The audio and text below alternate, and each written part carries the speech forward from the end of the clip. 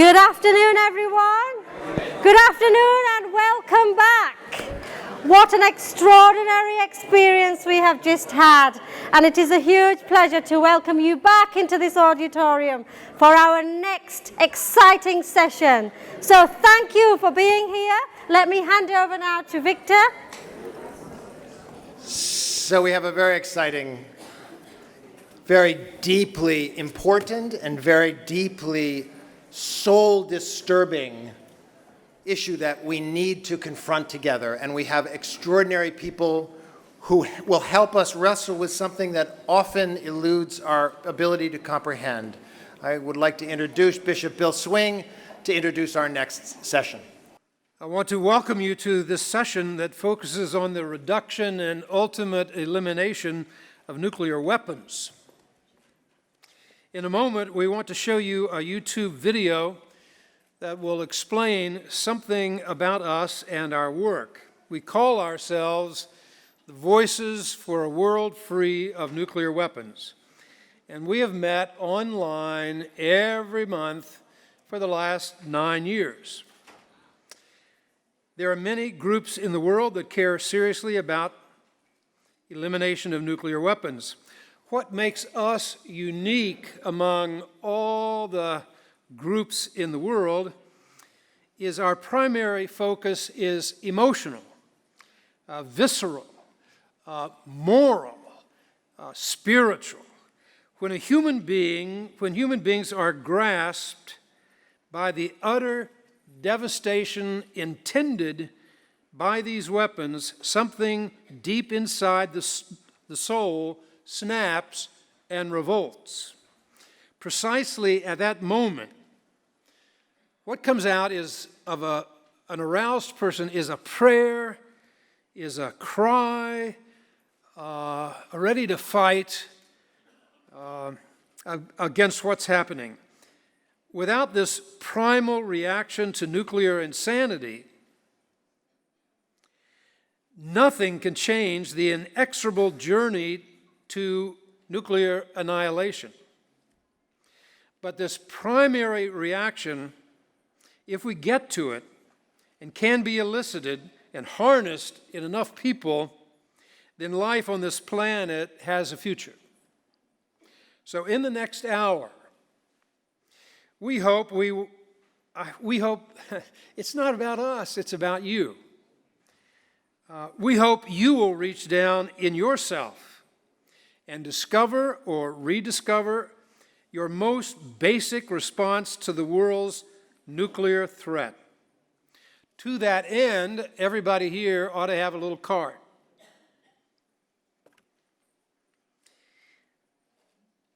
This little card has been available to you so that during the course of this hour, if your heart, if your prayer, if something jumps out from you about nuclear weapons, write it down. Write down your prayer today. When it's all over, we want you, this is an altar call, we want you to come forward with your card. Down here we have some information. We have the call to conscience, which our group has written. We have another piece of literature, which is a wonderful summary of nuclear matters. And as soon as everybody has a card and you have a pencil or a pen in your little packet, it's a pink little thing that says URI, amazingly. Now, if everybody has a card, then we're ready to go, and we'll see the prayer that we have been saying every month for the last 9 years. We were mostly a bunch of old people who pray, and we say the same prayer. And one time, one of the people said, "We ought to make a YouTube of that." Says, "Oh, sure, let's make a YouTube." So we did, and it's pretty good. So give it a look. Thank you. Each month, I have the great privilege of hosting a small group of diplomats, scientists, lawyers, religious leaders, and all of them are deeply involved in international nuclear weapons negotiations. I'd like you to meet these people, and then I'd like you to hear the prayer that we say whenever we get together. I am Bill Perry. I'm a professor emeritus in the engineering school at Stanford University. I was the 19th Secretary of Defense of the United States, and before that, the Director of Defense Research and Engineering. My experiences through the years with nuclear weapons have made an indelible impression on me and convinced me that these immensely powerful weapons threaten no less than our own civilization. This has led me to make the primary task of my life working to ensure that they will never, ever be used again. My name is Sidney Drill. I am a scientist, a physicist. Beyond my academic teaching and research career, I have spent many years as an advisor to the United States government on technical national security issues and nuclear weapons in particular. I recognize their almost unimaginable destructive potential and their capacity for destroying the human race.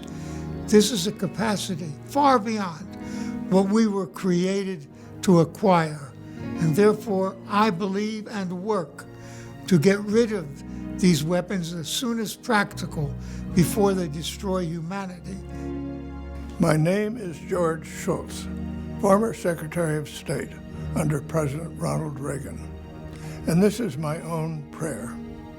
Dear God, please bring common sense and divine guidance to our work on the problems that nuclear weapons pose to our world.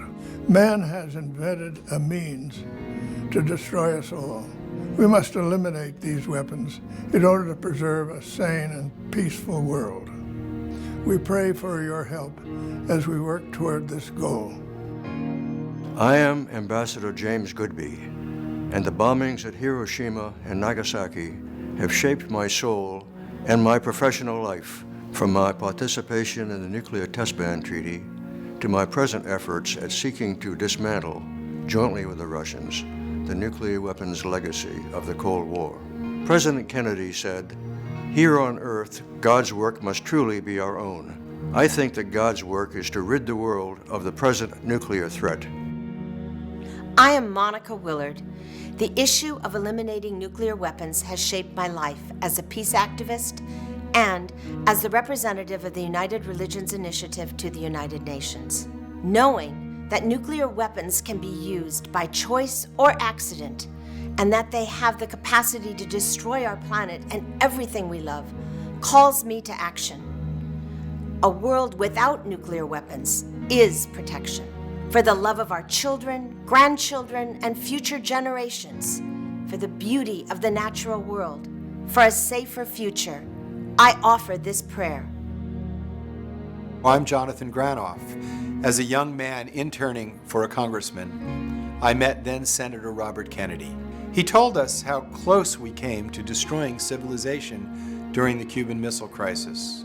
He told us that eliminating nuclear weapons before they eliminate us is the practical and moral litmus test of our time. For many decades since, I've worked as an activist, an international lawyer, and a human being to rid the world of this threat. We need each other to do this, and we need God's grace.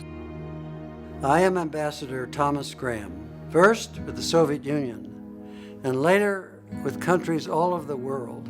I have participated in arms limitation policy development and negotiations on behalf of the United States of America.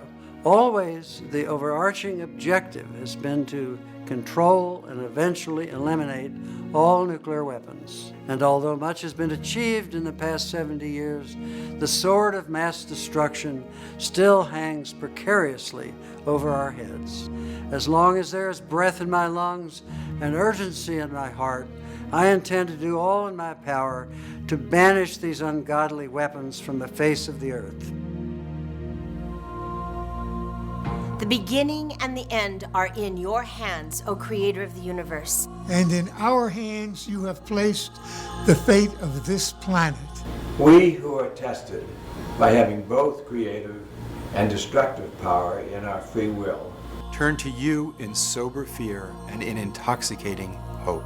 We ask for your guidance, and we wish to share in your imagination as we deliberate about nuclear force. Help us to lift the fog of atomic darkness that hovers so pervasively over our earth, your earth, so that soon all eyes may see life magnified by your pure light. Bless all of us who wait today for your presence and who dedicate ourselves to achieve your intended peace and rightful equilibrium on earth. In the name of all that is holy and all that is hoped. Amen. Amen. Today, the doomsday clock stands at 3 minutes till midnight, the highest level ever recorded. Instead of global alarm and efforts at reduction, the opposite is happening. Nuclear nations are quietly gearing up to modernize and create new and more powerful nuclear weapons. Rogue nations are neglecting their citizens in favor of advancing their nuclear status. Rogue terrorist groups are frantically trying to obtain nuclear materials and weapons. Nuclear weapons are built to be used sooner or later. But rather than stepping back from the brink, the world is dashing to plunge over the cliff. In this moment of nuclear madness, what can we do? The nuclear experts whom I know pray. They live into the direction that their prayers take them. They become advocates, and they join with others to build a global voice of nuclear abolition.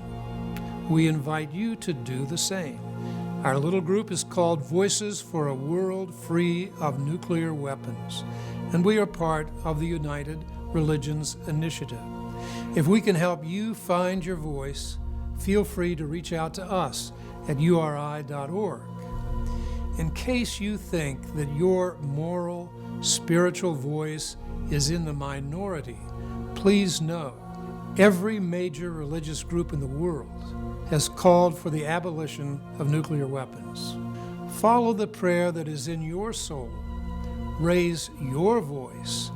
Save the world.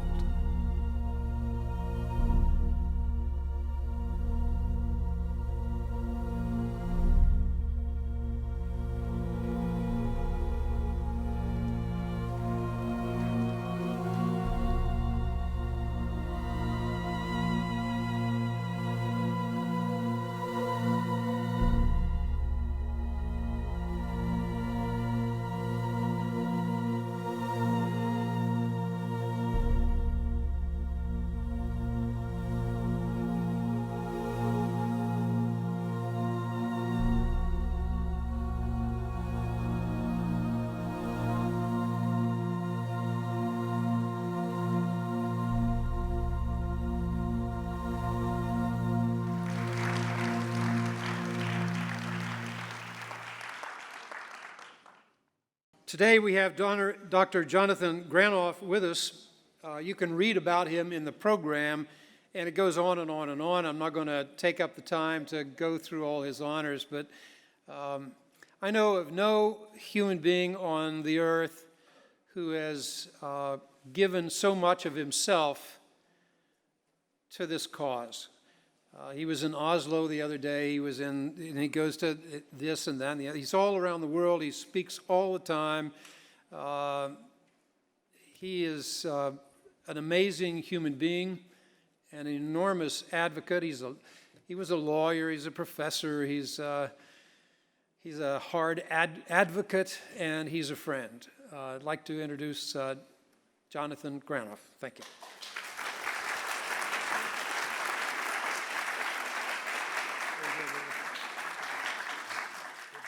People whose hearts truly care about what's most important. It's an honor to address you. And it's a weighty honor because your lives are treated as precious by yourselves. And you have in your hands the greatest gift that people have, a yes and a no. Some people have lost that, and they just follow the crowd. One of the functions of religion is to prevent us from violating our humanity. Another function of religion is to call us and remind us of our full human potential, to reach and be embraced by the divine. Human beings are gifted with a yes and a no. On July 16th, 1945, the world changed and placed before humanity a unique choice that it didn't have before. No other generation was given the choice as to whether it would be the last generation. On that day, in a New Mexico desert, chillingly named Jornada de Muerto, the Journey of Death, a thunderous roar and a shock wave, a huge pillar of smoke rose 30,000 feet, creating the first icon of this choice, a fearsome mushroom cloud. A blast of energy of unprecedented destructive magnitude bathed the surrounding mountains in brilliant colors, seen up to 150 miles away. J. Robert Oppenheimer, the director of the Los Alamos laboratory that had created this atomic bomb as part of the Manhattan Engineer District of the War Department, uttered a sober description from the Bhagavad Gita. Now I am become destroyer of worlds. Death. That's what we cannot allow to happen to our world.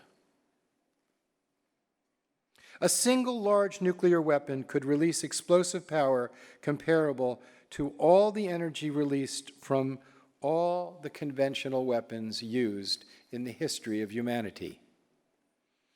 The bombs that were dropped on Hiroshima and Nagasaki were relatively small. They were no larger than 15 kilotons. We have bombs in the megaton range. Megaton would be 1,000,000 tons of TNT.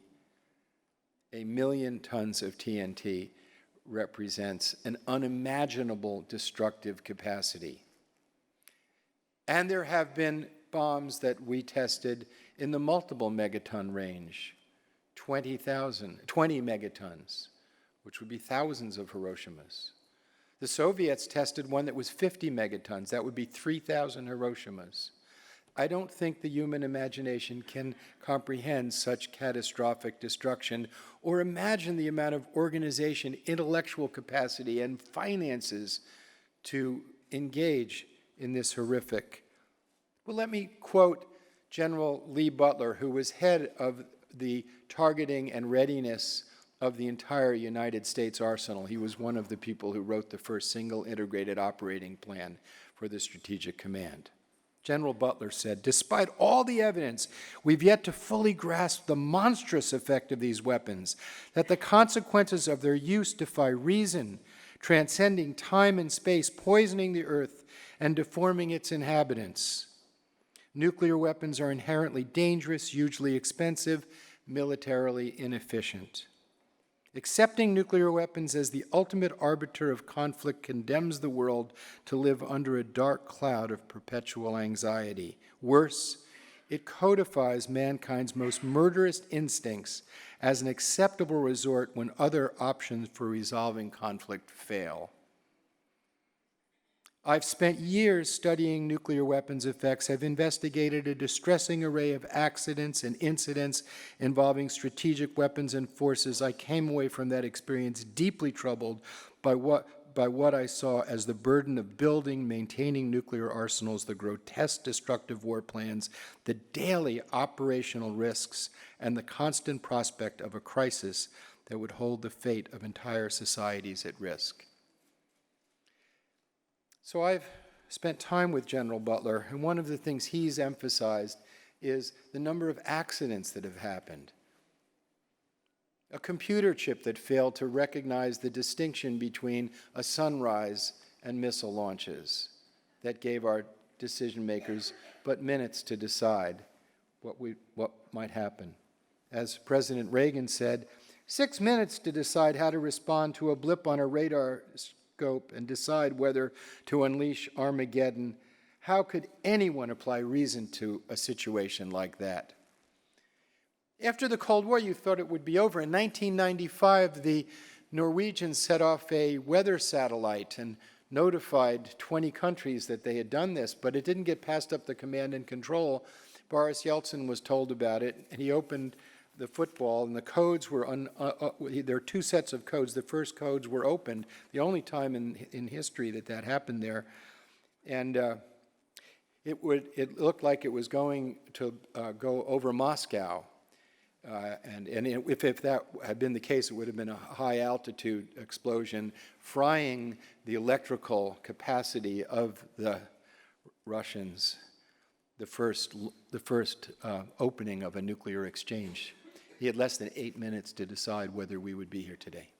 And he said the reason why he wasn't that concerned to do the next codes was that he didn't think Bill Clinton would do it. But imagine if that had happened during a crisis. How close we came in 1983, just after the Korean airliner had been shot down. Stanislav Petrov was watching the computers in Moscow, and they all indicated a full-scale American launch. And he disobeyed his protocols and didn't pass it up the command and control.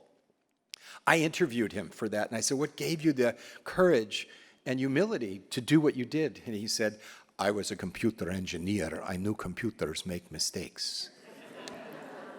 And God told me he didn't want the world to end.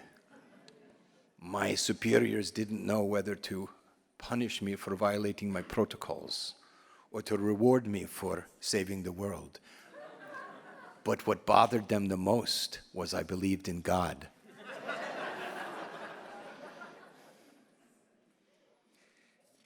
No human being should have to be in that possession of a yes and no that he had to make at that moment. Mikhail Gorbachev said, it is my firm belief that the infinite and uncontrollable fury of nuclear weapons should never be held in the hands of any mere mortal ever again for any reason.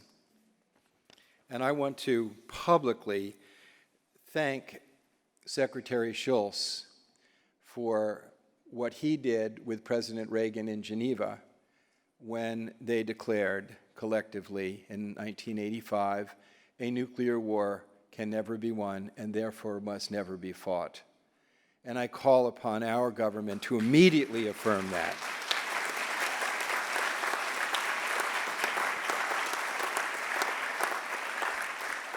We have in our circle, as you saw, it's quite, you have to forgive us for being mostly old white men. Maybe.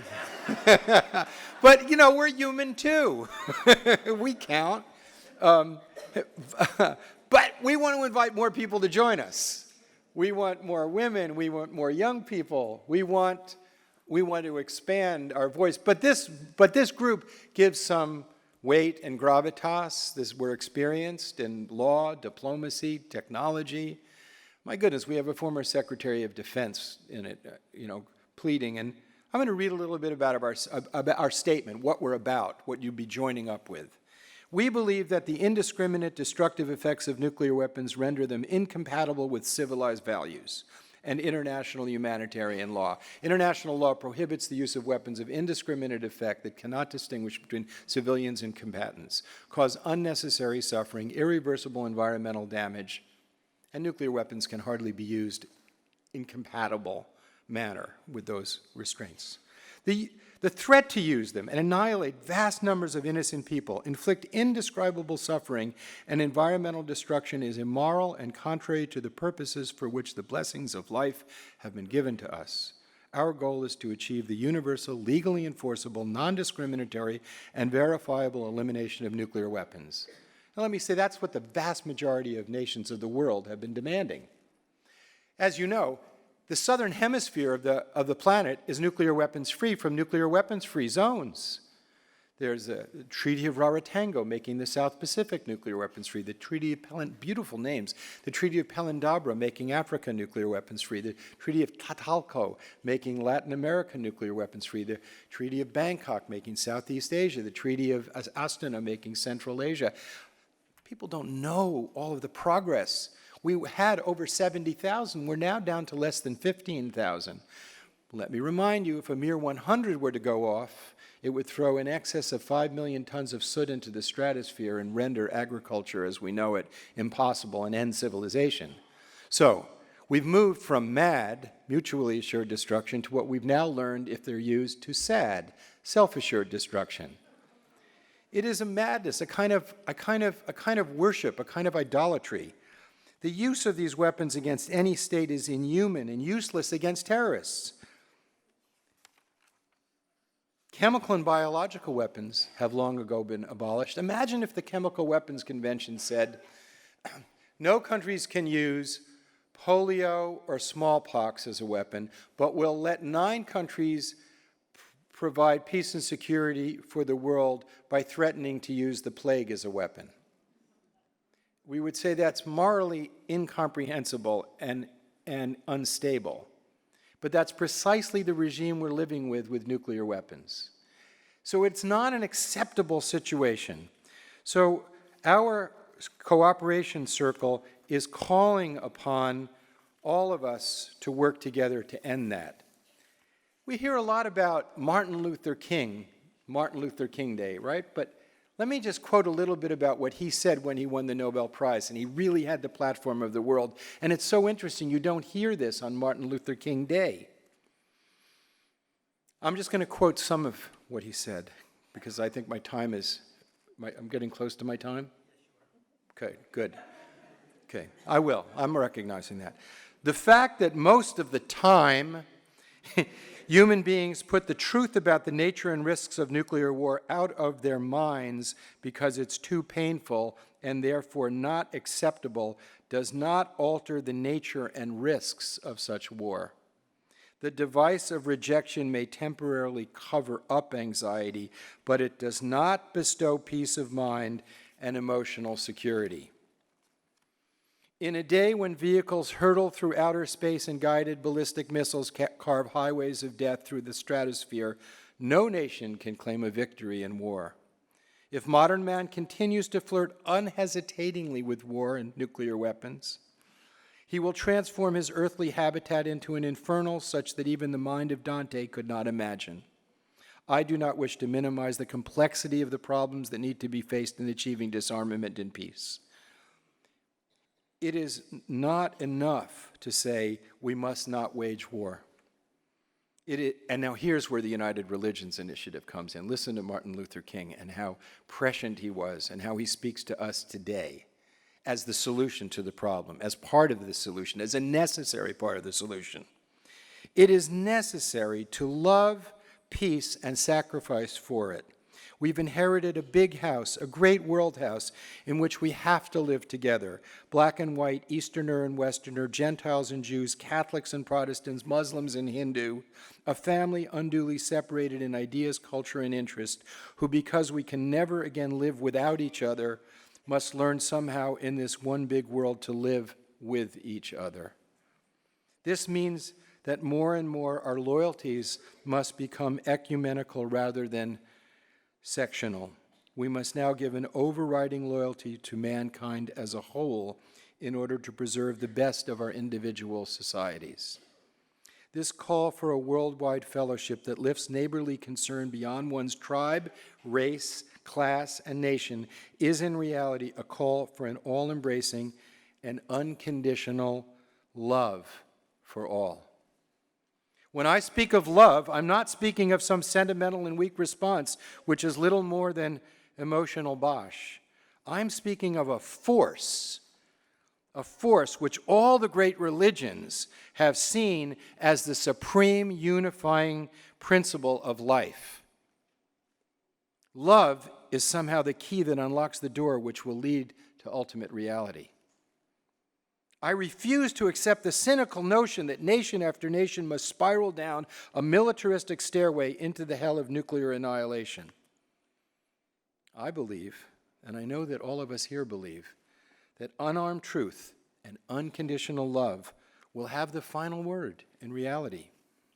I believe that even amid today's mortar bursts and whining bullets, there's still real hope for a brighter tomorrow. That wounded justice lying prostrate on the blood-flowing streets of our nations can be lifted from this dust of shame to reign supreme among the children of men. And I have the audacity to believe that people everywhere can have 3 meals a day for their bodies, education and culture, dignity, equality, and freedom for their spirits. What self-centered men have torn down, men other-centered can build up. And we have before us the choice of yes or no. The no is obvious. We have to reject this pursuit of the love of power. The love of power over the future, the love of power over others, the love of power over nature. And we have to say yes to the power of love. That's what makes us people of spirit. That's the secret sauce that's been missing. We have not stood up and said, this is morally unacceptable. This is an affront to all that we love. And come together and affirm our capacity to love one another. The children in Tehran are terrified today. The children in Tehran are terrified. If you think things are okay, you're asleep. This is not a time for complacency. This is a time for people who care about tomorrow to stand up and say yes. Thank you very much. Thank you, Jonathan.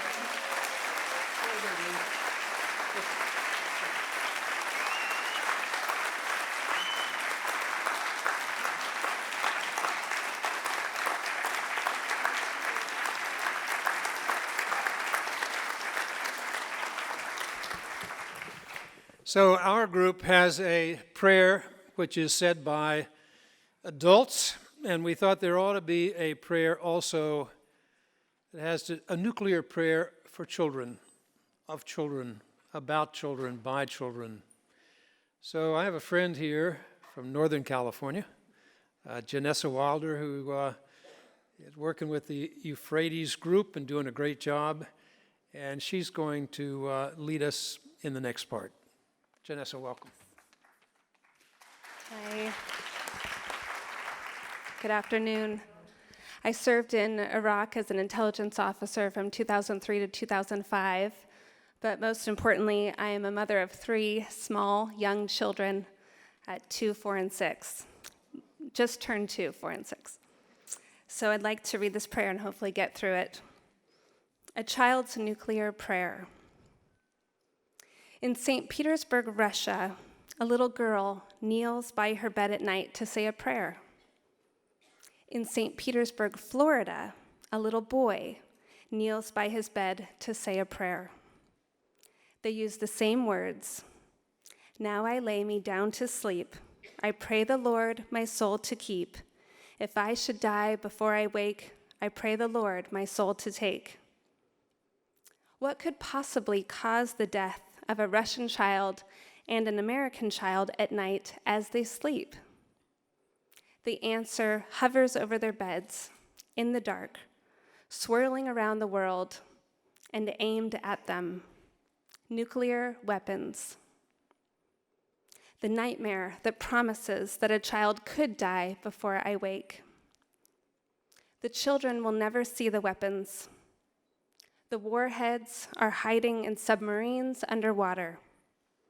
Some are underground and unapproachable, but they are real.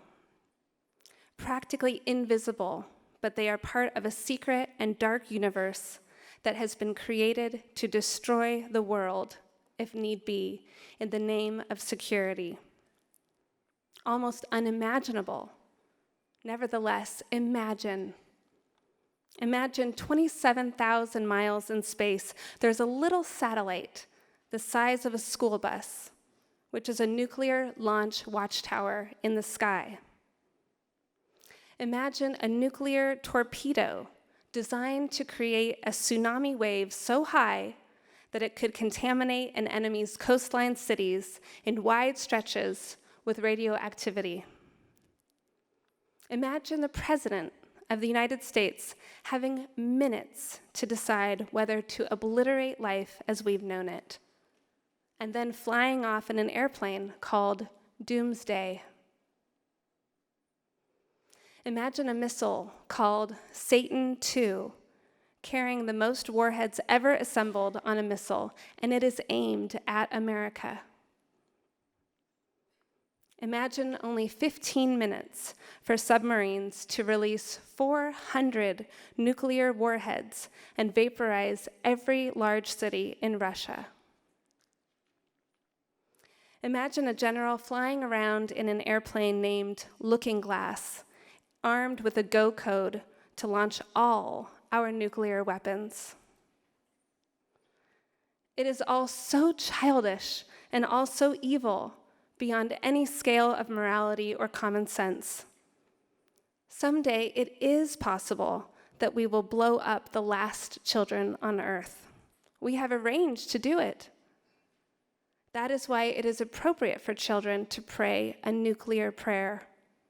Perhaps the last girl will live in St. Petersburg, Russia, and the last boy will live in St. Petersburg, Florida.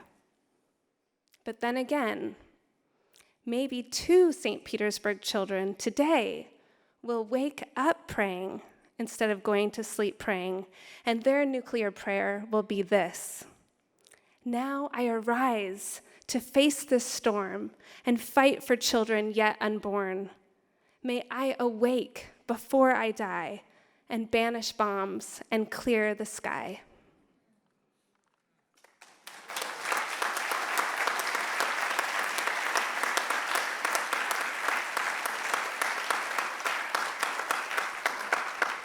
We have with us today Kehkashan Basu, founder and president of Green Hope Foundation, one of Canada's top 25 women of influence, United Nations Human Rights champion, a winner of the 2016 International Children's Peace Prize, and youth ambassador to the World's Future Council. I heard her speak in Toronto, Canada last year, and I immediately got in touch with her because I wanted her to be here. So let's welcome Kehkashan.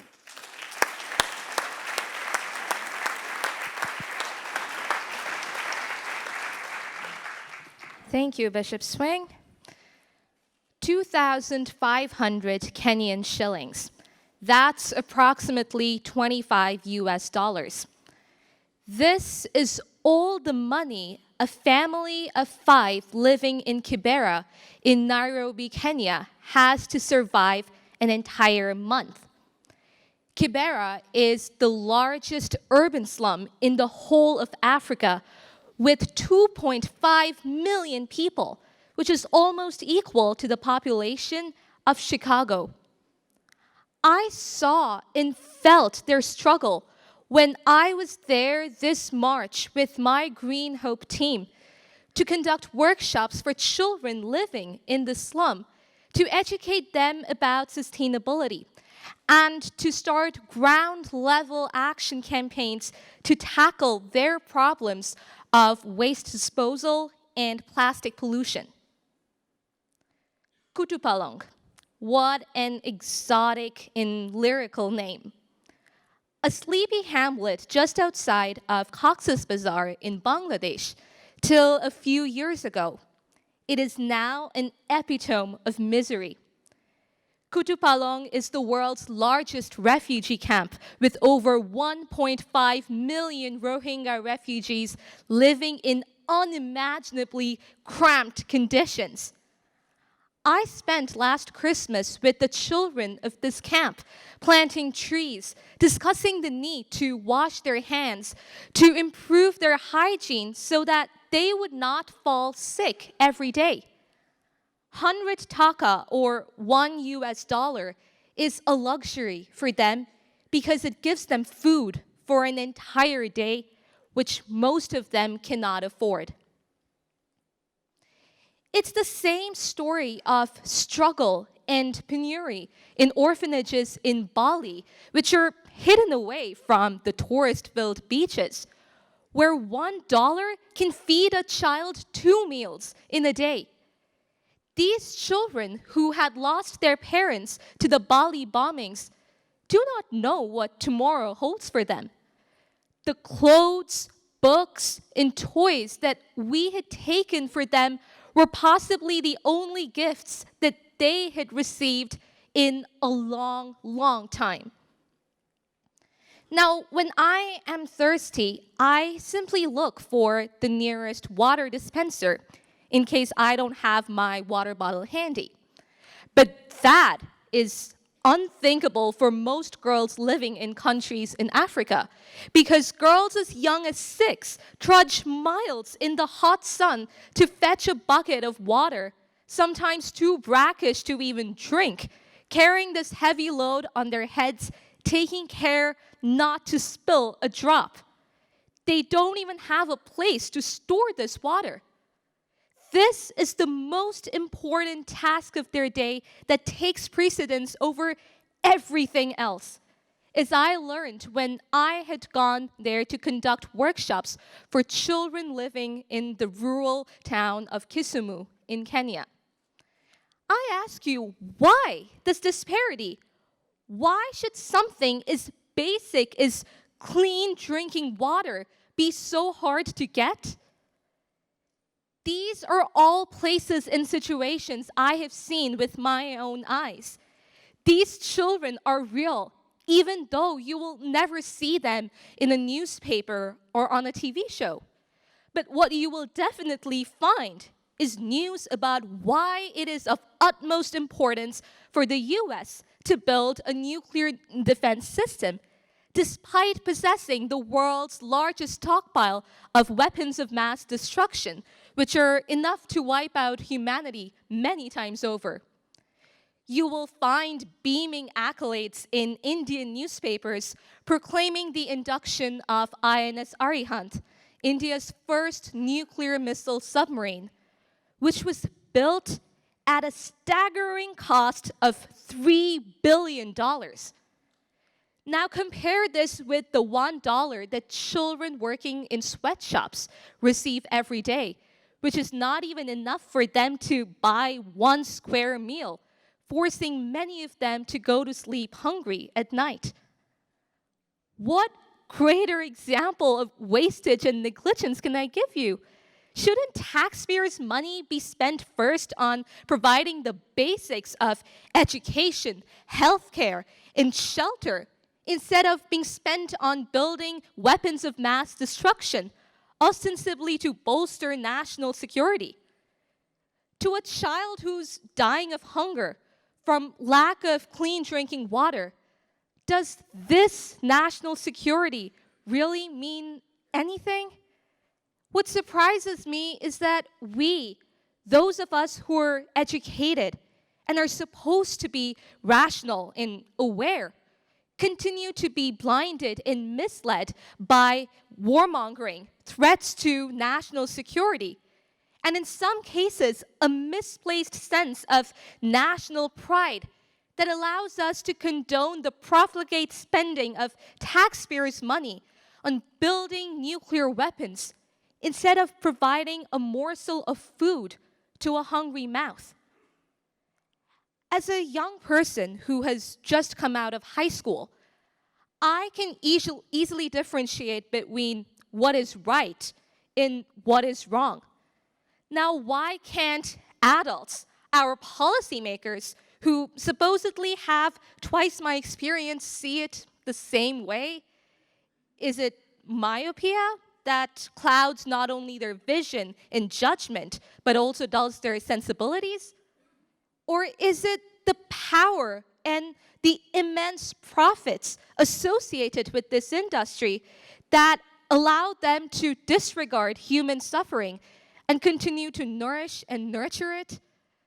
Civil society, we have been lobbying for decades to push this cause ever since we were stunned by the impacts, the catastrophic impacts of the first hydrogen bombs, which was nearly 70 years ago. Yet nothing really has changed because the nuclear club has grown in size, weapons have gotten costlier and deadlier, and poverty and human suffering continues to plumb to new depths. Civil society must come together and unite in force to target the production bases, the storage sites, the waste dumps, and demand their closure. Local movements must become so impactful in demanding that authorities are forced to take action. And while we're also concerned and focused on the end product, and by that I mean nuclear weapons, do we even think about or know about the tremendous environmental and social injustice that has been going on for decades with the mining, refining, production, and waste siting of uranium? The people who are affected are all native indigenous peoples whose lands have been confiscated and degraded beyond redemption as a consequence. These production facilities and waste dumps are all located in low-income areas and have caused untold damage to the health of several generations. It is time that our call to action mobilizes the public opinion, especially from these affected areas, and demand that these sites be dismantled. And at the same time, we need to elect parliamentarians who have the authority and the gall to push forward this cause and throw down the gauntlet at these power brokers who drive the nuclear arms industry.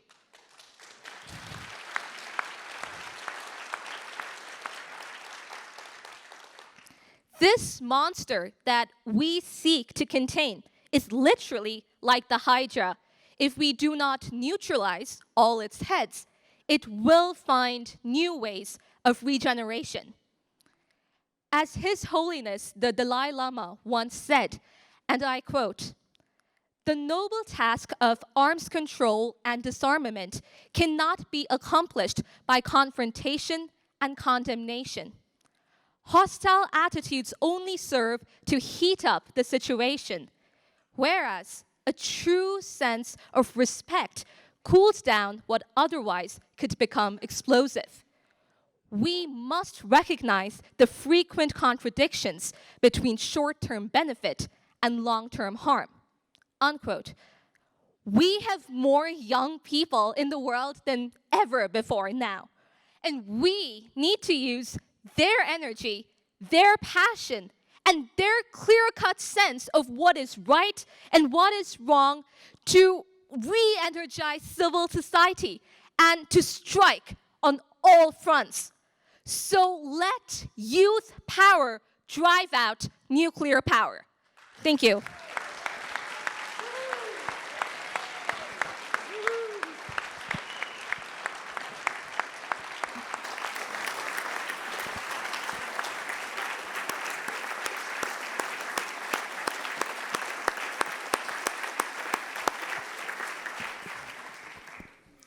So this session is not just for us to do something on a stage. It's really for you to reach down inside yourself.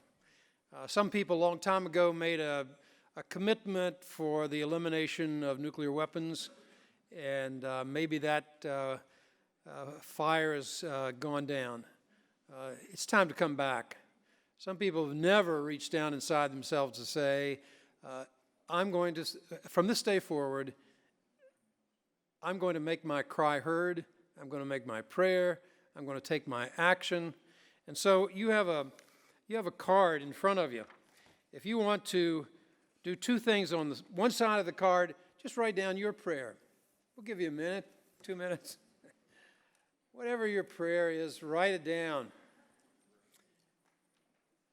And when you're finished that, on the other side, if you would like to be part of us, just give us your contact information.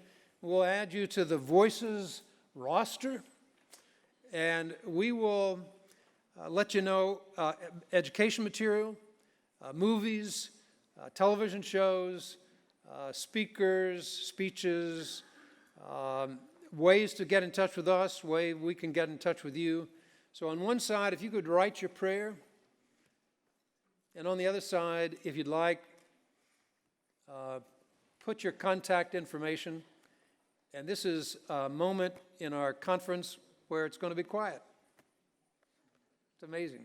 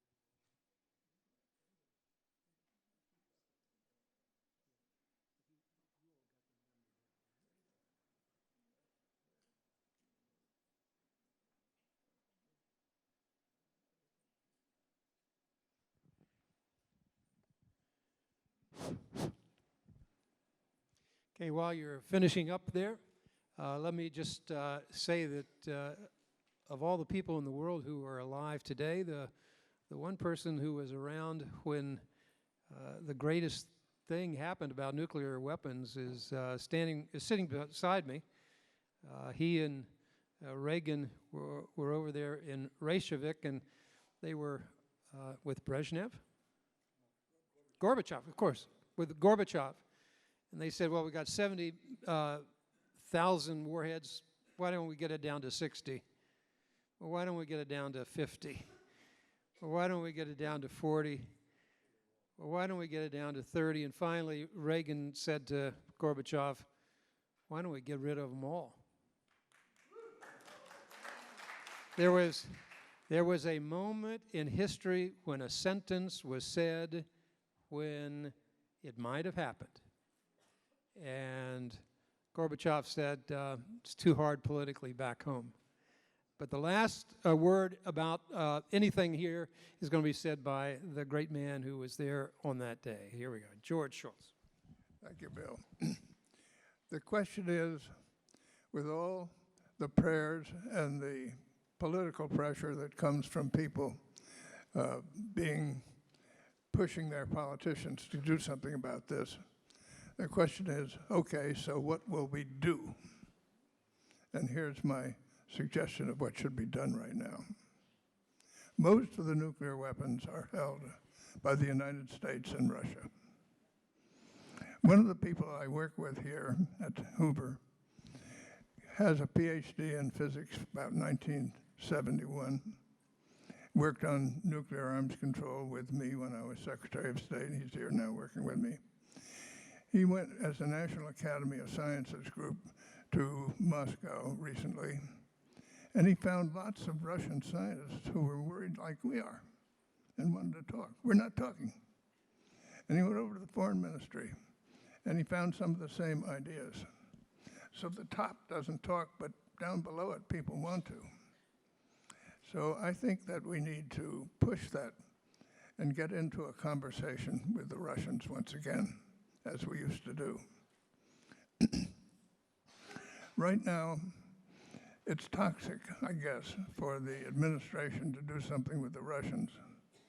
But Bill Perry, who's there, and Sam Nunn, former chairman of the Senate Armed Services Committee, and I wrote a piece in the Wall Street Journal recently saying, we think the Congress should step up and appoint a high-level observer group, as we used to have in the 1980s, that would go with the administration to Geneva or wherever they might meet and start discussions with the Russians. And if that could get itself going, and I don't think it's impossible, maybe if we got somewhere in talking with the Russians, we could say, all you other countries that have nuclear weapons, come and join us, and let's get on with this. And the Russians have violated the INF Treaty, which I had a lot to do with. It broke my heart that that's happened. But the reason is that they see intermediate-range weapons being deployed in China near their border. So that's what they did. But so you've got to get broader than just U.S. and Russia, but they're where they're most of the, but we should start there. And I don't think it's impossible to get that going, because it's so obvious that you can blow up the world if we don't do something about it.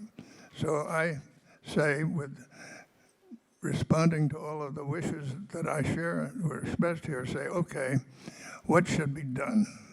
Now let's talk about things that can be done.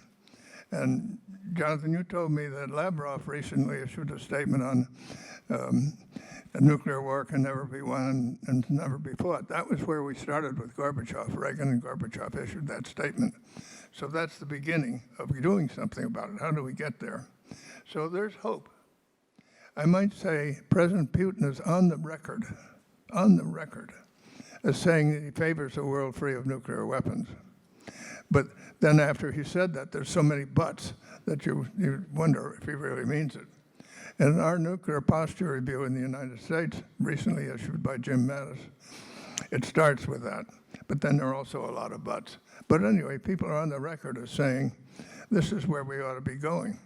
And we've got to move forward somehow and get to grips with it and accomplish something, do something, and it can be done. Thank you, George.